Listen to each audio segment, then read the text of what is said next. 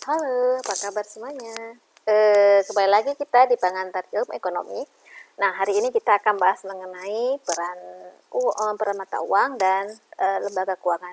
Nah, sebelum kita masuki di materi uang dan lembaga keuangan, saya terus mengingatkan kepada saudara-saudari, rekan-rekan, dan kawan-kawan lainnya untuk terus meningkatkan imun tubuh, ya terus menjaga kesehatan dan jangan lupa ikuti anjuran yang diterapkan oleh pemerintah yaitu dengan 3M, mencuci tangan, memakai masker dan menjaga jarak tentunya. Baik, kita akan memasuki materi kita tentang uang dan lembaga keuangan. Di mana di sini uang itu merupakan suatu bentuk alat transaksi ya ataupun alat pembayaran. Nah, kita tahu ya bagaimana syarat-syarat menjadikan uang itu. Pertama, dia itu adalah dia tidak mudah rusak, ya, tahan lama, tidak mudah rusak, yang mudah dibawa kemanapun dan jumlahnya itu mencukupi, ya. Dan dia dapat dibagi dalam satuan kecil, ya. Ada yang 1.000, ada yang 2.000, ada yang 5.000, ada yang 20.000 dan sebagainya. Jadi dia ada dibagi-bagi dalam bentuk jumlah satuan kecil, ya. Dan juga dia stabil ya nilainya, jadi tidak langsung naik ya harganya seperti itu. Nah, adapun ya jenis uang ya, bisa kita ketahui bahwasanya ada jenis uang kartal dan ada jenis uang giral, di mana uang kartal itu merupakan uang yang dikeluarkan oleh Bank Indonesia atau disebut dengan bank sentral, ya. Kalau jenis uangnya itu berupa dia uang logam dan uang kertas. Sedangkan uang giral itu merupakan uang masyarakat yang disimpan di bank umum, ya, dan sewaktu-waktu itu dapat digunakan untuk melakukan pembayaran dengan perantara cek, biljet, giro, atau perintah membayar. Jadi seperti itu. Ya, di sini bisa dilihat bahwasannya uang giral itu seperti cek ya, telegrafis transfer, di mana orang yang mempunyai rekening di bank memerintahkan bank agar membayarkan sejumlah uangnya kepada seseorang dengan cara memindahkan atau mentransferkan rekening melalui telegram. Ya, sedangkan perintah membayar di sini orang yang mempunyai rekening di bank. Ya, jadi dia mempunyai rekening di bank dan memerintahkan secara langsung untuk membayar kepada seseorang dengan tunai. Ya, terus juga ada cek ya. Cek di sini ada surat perintah dari seseorang yang mempunyai rekening di bank agar bank membayarkan sejumlah uang kepada orang yang disebut dengan cek tersebut ya.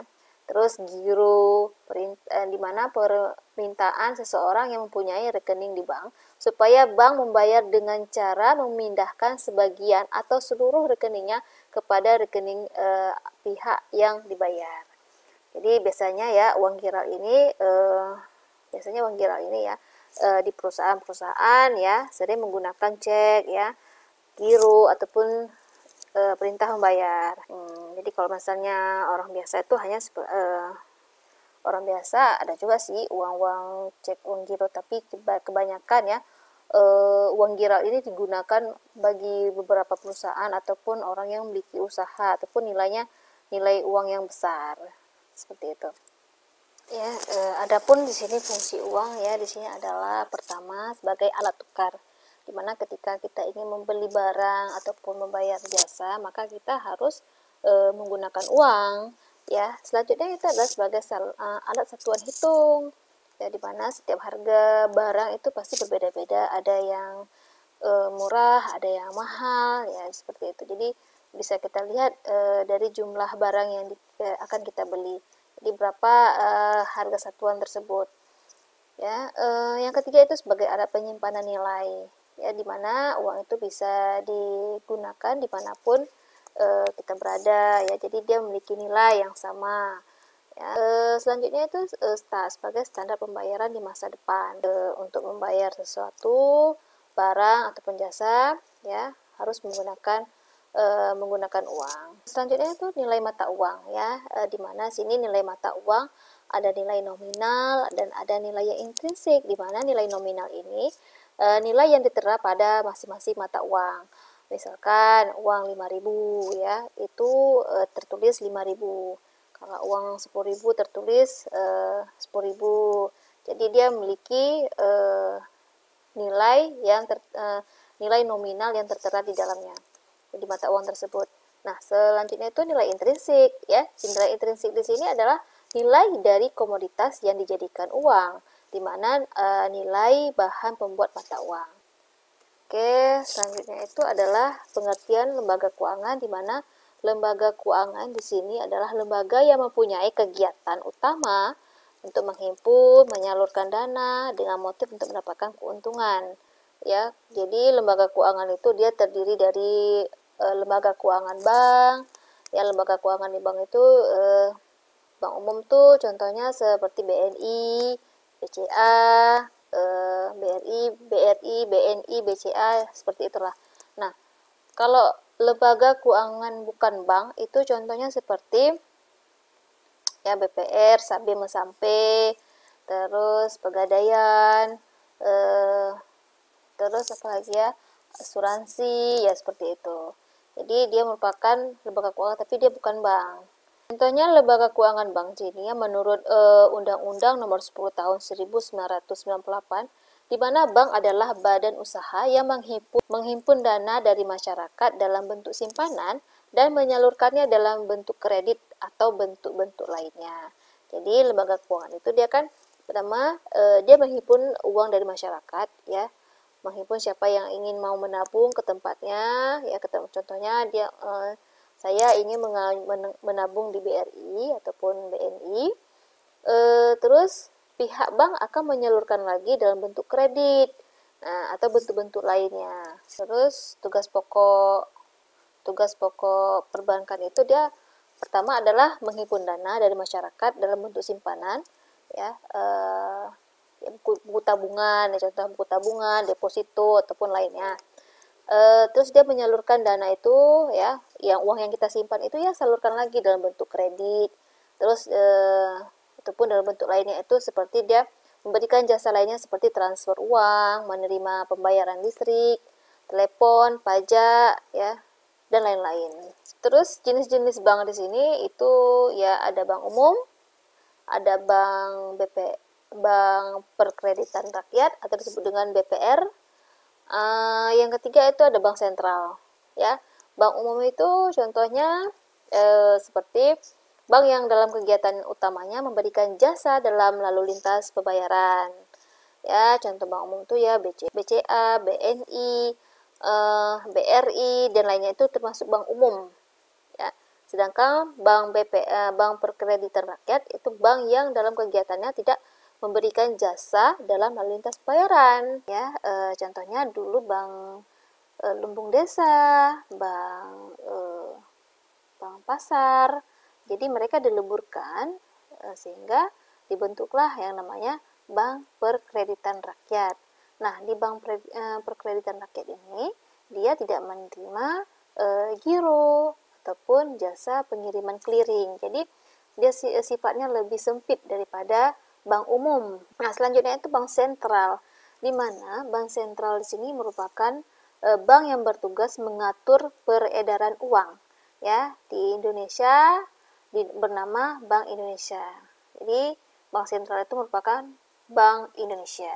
Fungsi utama yang paling mendasar dari bank sentral ini ya, dia mengatur jumlah uang yang beredar sebenarnya dalam perekonomian. Tapi dalam prakteknya bank sentral ini menjalankan banyak fungsi, ya, mulai dari penanganan penyelesaian giro sampai kepada pemberian izin, pembinaan, dan pengawasan perbankan.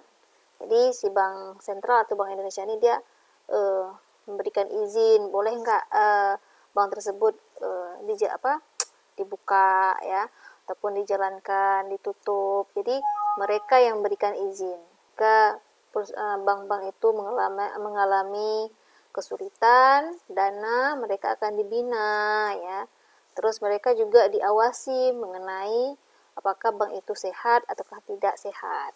Nah, kalau kita lihat ya secara umum ada beberapa fungsi utama bank sentral. Dia merupakan agen fiskal pemerintah, di mana bank sentral ini dia berfungsi sebagai penasihat dan pemberi bantuan untuk mengelola berbagai masalah atau transaksi keuangan pemerintah.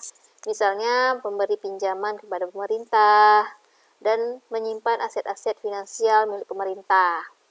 Ya, selanjutnya yang kita lihat fungsi bank sentral ini dia banknya banyak ya, atau banker of bank, disebut banker of bank, di mana dia memberi bantuan kepada bank-bank yang mengalami kesulitan likuiditas. Ya, fungsi ini juga dikenal sebagai leader of last resort. Jadi ketika ada bank yang mengalami liquid atau mengalami masalah keuangan ya, dia akan membantu ya bank-bank tersebut. Apakah menyuntik dana ataukah memberi penyelesaian apa yang harus diselesaikan gitu. Selanjutnya itu menentukan kebijakan moneter, ya, dimana fungsi bank sentral ini dalam hal ini ya, dia mengendalikan jumlah uang yang beredar sebagai bagian dari kebijakan ekonomi yang bertujuan mengarahkan kondisi makroekonomi ke arah yang lebih baik atau yang diinginkan ya. Nah, selanjutnya juga fungsi bank sentral ini ya, dia memberi pengawasan, mengevaluasi pembinaan perbankan, ya, jadi seperti itu. Jadi dia mengawasi bank-bank yang nakal ya, mengevaluasi bagaimana kinerja perbankan, bank-bank umum, bank BPR, seperti itu. Jadi dibina bank-bank tersebut ketika mengalami hal-hal atau kendala yang dihadapi pada bank-bank umum maupun bank BPR. Selanjutnya dia akan penanganan ya transaksi giro ya. Dengan fungsi ini bank sentral dia mengefisiensikan kegiatan-kegiatan transaksi yang menggunakan alat pembayaran giro ya, sebab transaksi tersebut terjadi dalam jumlah yang besar antar bank, antar wilayah, antar negara. Tanpa bantuan bank sentral, bank-bank secara individu tidak dapat menyelesaikan transaksi tersebut. Nah, selanjutnya fungsi bank sentral ini dia merupakan sebagai riset ekonomi ya, atau disebut dengan economy research, di mana riset ekonomi yang dilakukan oleh bank sentral terutama adalah yang berkaitan dengan masalah-masalah dan perkembangan sektor moneter. Nah, selanjutnya kita akan bahas mengenai lembaga keuangan yang bukan bank ya, berbeda dengan bank, di mana lembaga ini ya tidak diizinkan menghimpun dana dalam bentuk tabungan. Kegiatan utamanya adalah menghimpun dana dalam bentuk kertas berharga dan kemudian menyalurkannya untuk membiayai kegiatan investasi perusahaan atau konsumsi individu. Contohnya ya, perusahaan asuransi ini, di mana produk yang ditawarkan perusahaan asuransi adalah perlindungan finansial untuk menghadapi berbagai hal yang kurang menguntungkan. Misalnya kecelakaan, sakit keras, bahkan kematian. Perusahaan asuransi ya merupakan sumber dana yang jangka panjang yang amat potensial bagi sektor swasta, sebab uang yang dipegang perusahaan asuransi itu sangat besar, sedangkan kewajibannya baru jatuh tempo dalam jangka waktu yang sangat panjang. Sedangkan dana pensiun lembaga keuangan atau disebut dengan DPLK ya, di mana lembaga ini dia hanya menawarkan jasa berupa persiapan dana pensiun, di mana jasa dana pensiun itu dapat memberikan ketenangan dan jaminan di hari tua, sehingga dapat meningkatkan produktivitas kita ya. Nah, selanjutnya itu pegadaian. Pasti semua sudah tahu ya. Pegadaian merupakan lembaga pengkreditan berdasarkan hukum gadai, di mana lembaga ini awalnya dia berkembang di Italia yang kemudian menyebar ke wilayah-wilayah Eropa lainnya. Nah, di mana lembaga pegadaian ini ya pada prinsipnya dia memberi bantuan keuangan dengan jaminan aset peminjam yang diserahkan kepada lembaga pegadaian. Nah, di mana peminjam dapat melunasi utangnya setiap saat tanpa harus menunggu jatuh tempo. Jadi kapanpun ketika kita ada uang, ya kita bisa melunasi ke pegadaian tersebut, tidak harus menunggu jatuh tempo, ya.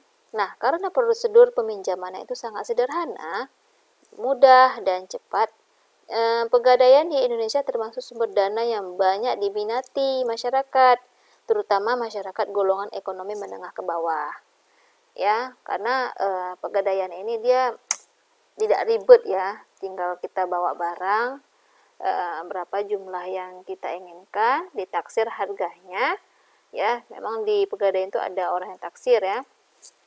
Nah, terus ya dikasih berapa jumlah dari barang kita tersebut, seperti itu. Jadi kalau di bank itu dia kan agak ribet ya, agak lama ya, prosesnya harus sesuai dengan prosedur ya, seperti itu, tidak 1 hari ya.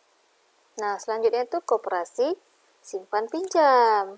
Ya, seperti kita lihat ada koperasi-koperasi simpan pinjam, kita bisa meminjamkan dananya.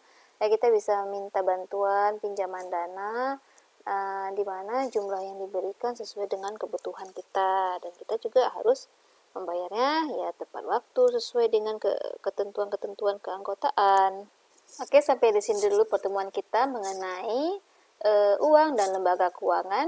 Sampai ketemu lagi di minggu selanjutnya. Billahi taufiq wal hidayah. Assalamualaikum warahmatullahi wabarakatuh.